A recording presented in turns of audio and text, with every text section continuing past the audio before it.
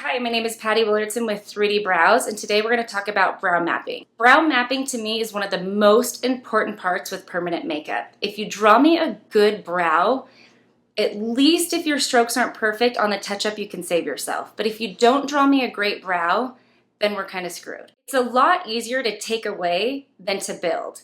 When we wax, we take away hair. But when we're brow mapping, we get to actually come outside of that line and give them that perfect brow that they've always been dreaming about. So it's super important that you girls master this brow mapping before we start tattooing it on somebody's face. A few of the words that you're going to hear me throw out are brow mapping or brow building. When I think of brow mapping, I think of that I'm actually mapping out where I want to build the brow. So I'm giving myself that stencil. To me, that's brow mapping. Brow building is where I'm actually going in and I'm building the brow. I'm adding those hair strokes inside of what I just mapped on them.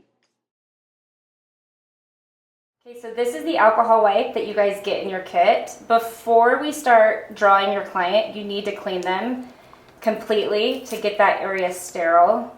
We've never been given a shot without cleaning that area. We can't cut into someone's skin without cleaning it. So once you open that up, wipe off the entire brow area. Wipe above so there's no makeup getting into the area either. Clean it really, really good. Once you have all the makeup off, then you're ready to start brow mapping. We're going to have you mark where the bulbs start first. So you're going to go at the crease of the nose, straight up, and make your first point.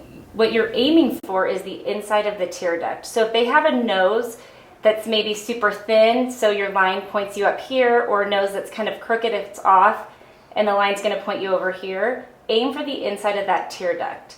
So we're gonna hook in right here at the corner, go up, and you're gonna make your first mark, point number 1.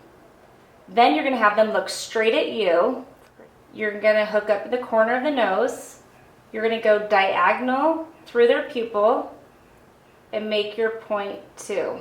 That's the highest point of the arch. So now we have our point 1 where we start the bulb, point 2 where we want our arch to be, point 3 we want to hook them here at the end of the nose, the corner of the nose, the crease, and we're going to go up through the corner of the eye and make our point 3. So we have point 1, point 2, and point 3. Now we need to find where to start the eyebrow. So if you take your fingers, your thumbs, and you press it inside of their eye socket right there, the pads of your thumb is where you want to start it. So if you have one eyebrow that's sitting high or one eyebrow that's sitting low, you want to move them. Move the one that's sitting high down, move the one that's sitting low up. You don't want to just move one eyebrow, you want to move them both to equal out. You want to make sure that when you put your pencil across that they start on the same line. So once you figure out where that point is, you're going to mark it.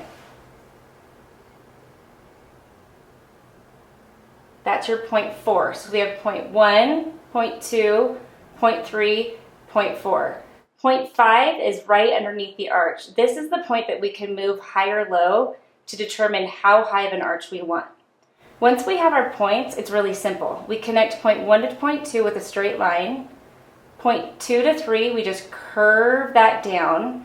If they want a really pointy arch, then you can make it more dramatic. If they want a soft arch, then make it softer. 1 down to 4.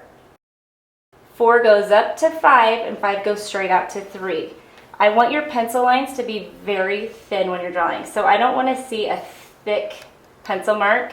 I want your stencil to be incredibly thin. So point 1 to point 2, straight line. 2 down to 3, we're going to curve that down.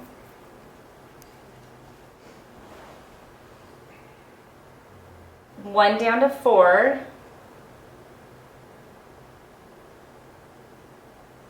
4 up to 5. Anything that's outside of my pencil line, I want to take them off. Since we can't wax day of, we're going to use this razor to remove the hair. Pull that skin nice and tight, and we're just going to remove any little fuzzies that are outside of our stencil line. Now she's a touch-up, so we already know her shape and the shape that she likes. If she wasn't a touch-up, before I removed the hair, I would make sure that they approved the shape. Now, once we have one side where we want it, we go ahead and we draw the other side.